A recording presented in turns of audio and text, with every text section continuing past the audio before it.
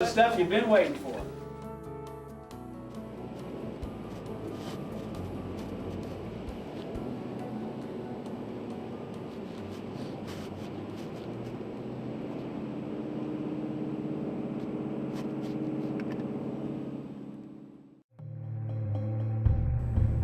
Well, oncologist says things are looking good, and things are, I'm down to,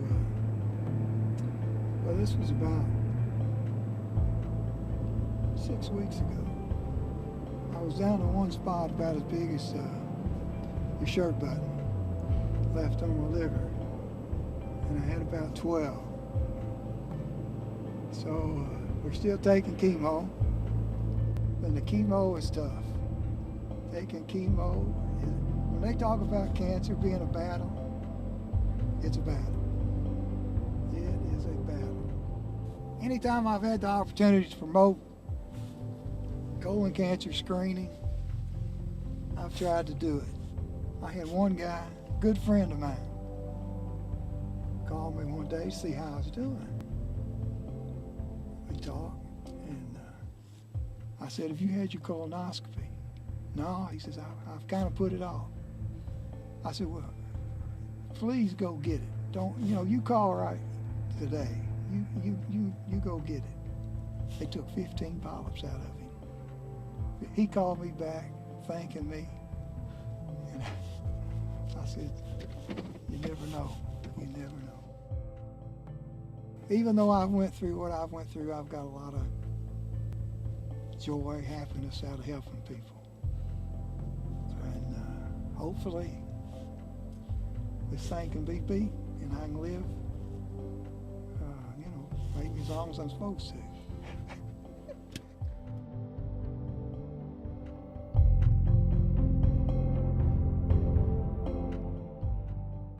It was still in her liver. It had metastasized to a liver.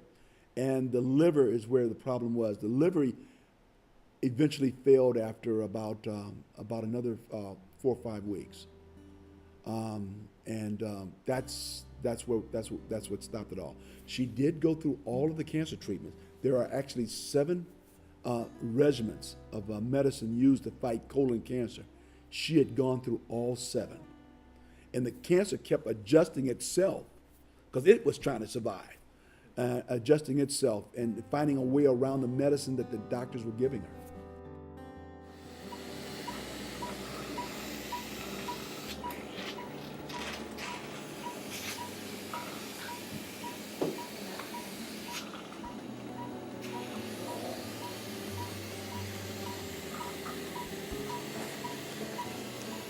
Maloney. Erica Malone. Is that the black? Okay, so nicely. Go ahead and get started. Queen. Not.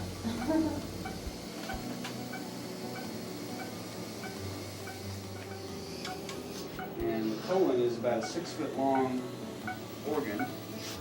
And what we try to do as we go in to reduce any discomfort is to have that colon sort of fold onto the scope a little bit like a curtain on a curtain rod, if you can imagine. Okay. A few bubbles in here. We're going to get a little bit of Do what? what's going to maybe need some pressure. But I'm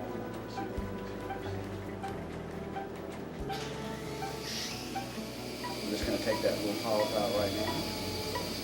And that is now removed. We take a specimen out to examine it pathologically. And then on top of that, we actually remove any residual polyp tissue that's there. So now we're going to take our time going around, looking around each of these folds to identify if there's any other polyps. Colonoscopy with a poor prep is not only difficult, but it's less accurate, and it is more dangerous if you have a potential complication that goes with it. Okay, 10 seconds. So she did a spectacular job of the prep.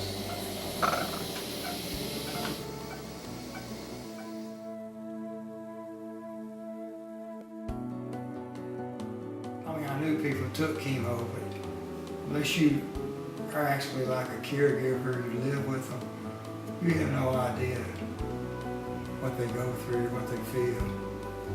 You might see them at church on Sunday. They're able to feel like coming.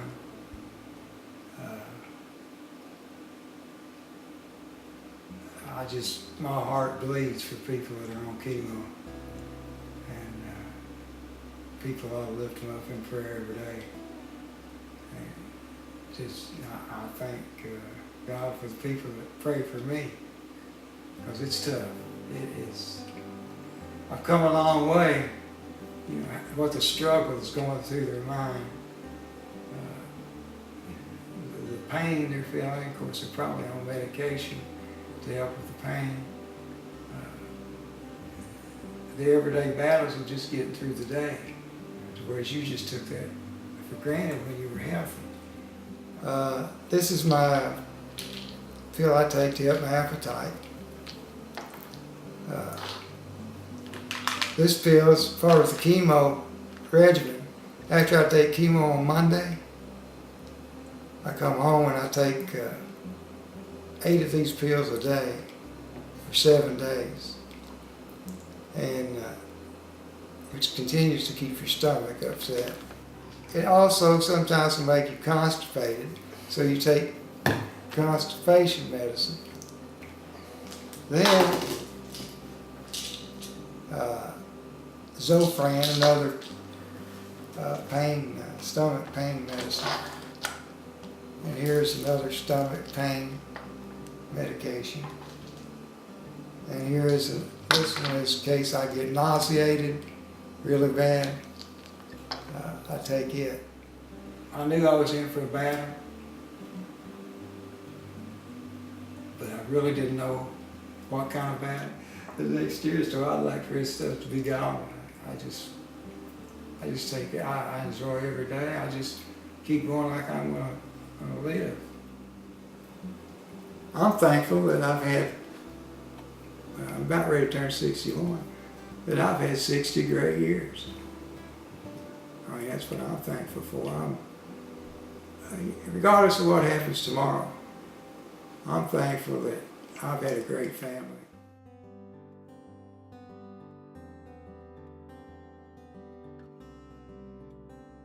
The message was the same.